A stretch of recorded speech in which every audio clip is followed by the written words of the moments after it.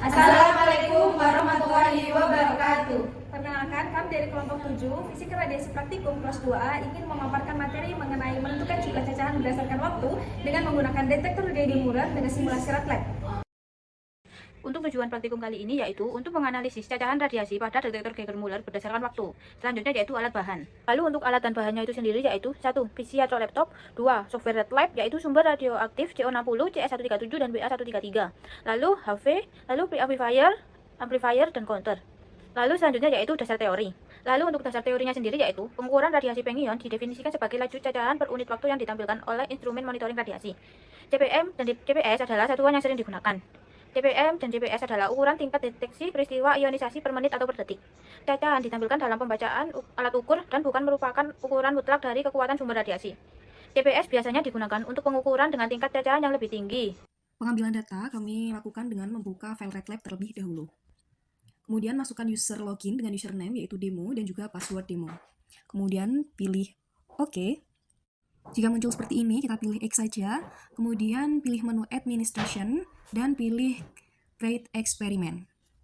Selanjutnya pilih gamma eksperimen, dan next kita pilih sumber radiasi yang akan digunakan, yaitu BA133, CO60, dan CS137.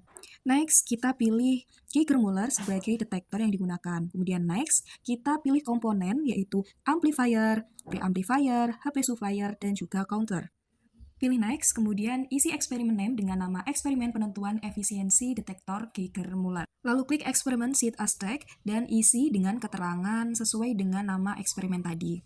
Setelah itu pastikan seluruh komponen telah terpilih dengan benar, kemudian klik finish. Untuk setup alat, langkah yang pertama yaitu pilih menu file, kemudian klik select eksperimen, klik eksperimen penentuan efisiensi detektor Geiger Muller, dan klik select. Selanjutnya, pilih menu instrumen, kemudian klik seluruh komponen yaitu detektor Geiger Muller, amplifier, preamplifier, HP supplier, dan counter dengan cara klik simbol-simbol tersebut, lalu klik ke lembar kerja. Untuk urutan komponen bisa disesuaikan dengan modul fisika radiasi yang tertera pada video ini.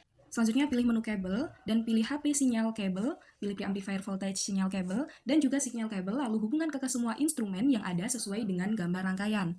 Untuk pengambilan data, masukkan sumber radiasi CO60 di bawah detektor dengan distance 4,5.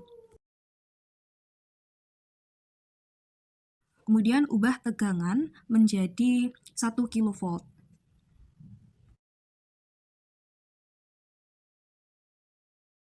Kemudian pastikan HP supplier on dan time pada pengukuran awal yaitu pada waktu 5 second.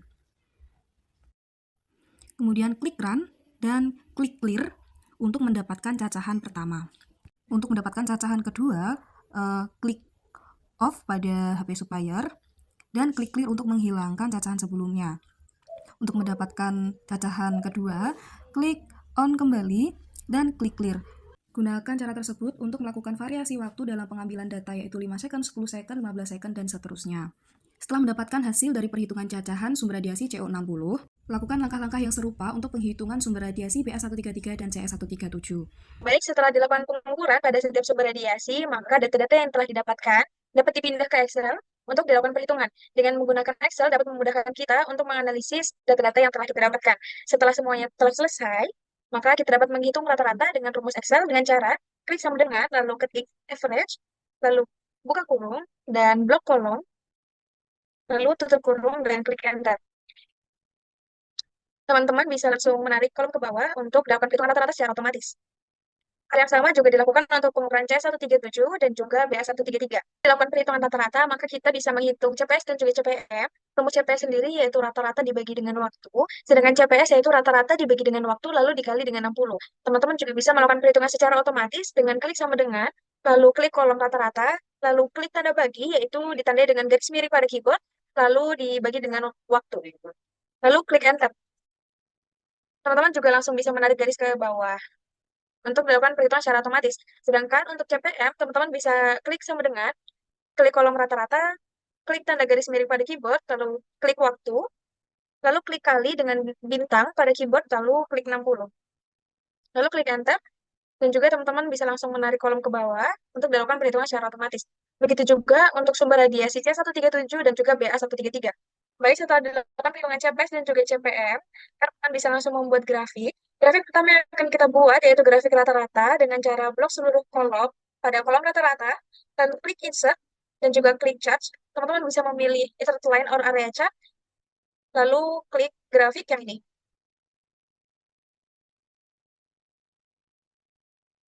Teman-teman bisa melakukan perubahan atau pemberian nama dan juga keterangan dengan cara klik kanan lalu select data, dan juga teman-teman bisa klik edit pada horizontal,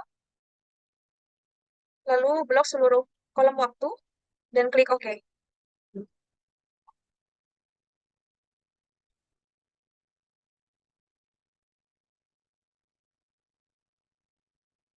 Teman-teman bisa menambahkan titles dengan cara klik tombol tambah dan juga access title, dan juga klik data lebas untuk ditampilkan penomoran pada rata-rata. Pada sumber radiasi CS137 dan juga BS133 dapat dilakukan hal yang sama.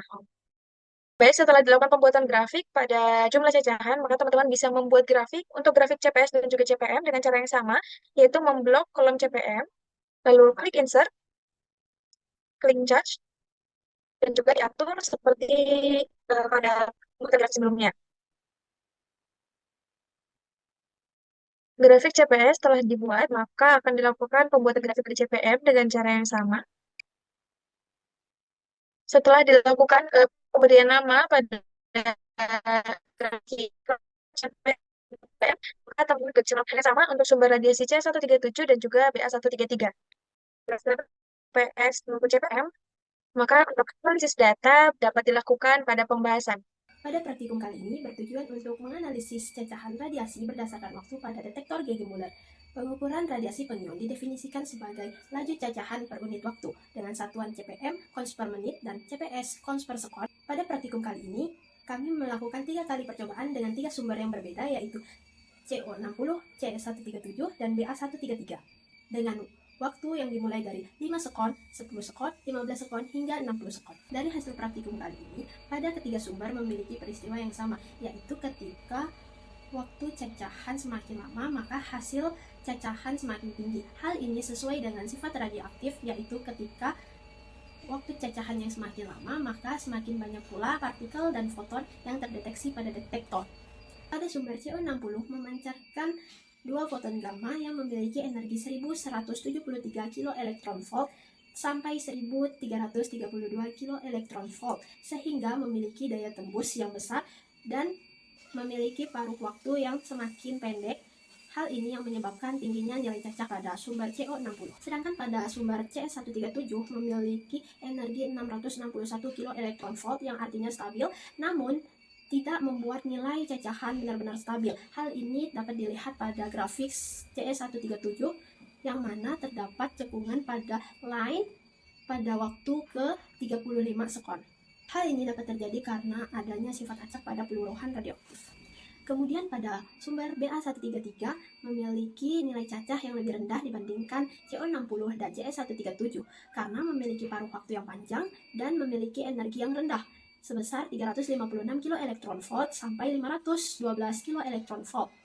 Namun, dengan emosi gamma yang khas dan stabilitas yang baik, BA133 digunakan sebagai sumber kalibrasi spektrometer. Waktu paruh merupakan waktu yang diperlukan setengah dari jumlah awal bahan radioaktif untuk mengalami peluruhan. Waktu paruh yang panjang cenderung lebih stabil karena bersifat bertahan dan tetap pada bentuk aslinya, sedangkan paruh waktu yang pendek cenderung tidak stabil karena memiliki peluruhan yang cepat. CPM dan CPS adalah satuan pengukuran radiasi yang saling berkaitan secara matematis. Laju cacahan per unit waktu dengan satuan CPM biasanya digunakan untuk lingkungan yang radiasinya rendah, sehingga pengukuran per menit lebih stabil. Sedangkan CPS digunakan untuk lingkungan radiasi yang berintensitas tinggi.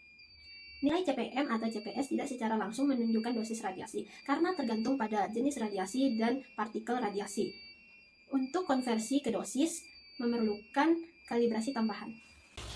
Untuk kesimpulan, perubahan waktu paruh memiliki pengaruh pada peluruhan partikel atau jumlah cacahan pada detektor Geiger-Müller. Waktu paruh yang pendek akan mengalami peluruhan dengan cepat, begitu pun sebaliknya. Waktu paruh yang panjang mengalami peluruhan dengan lambat. Hasil CPM dan CPS memiliki hasil yang sama walaupun nilainya berbeda. Penggunaan CPM dan CPS disesuaikan dengan banyaknya intensitas radiasi. Terima kasih.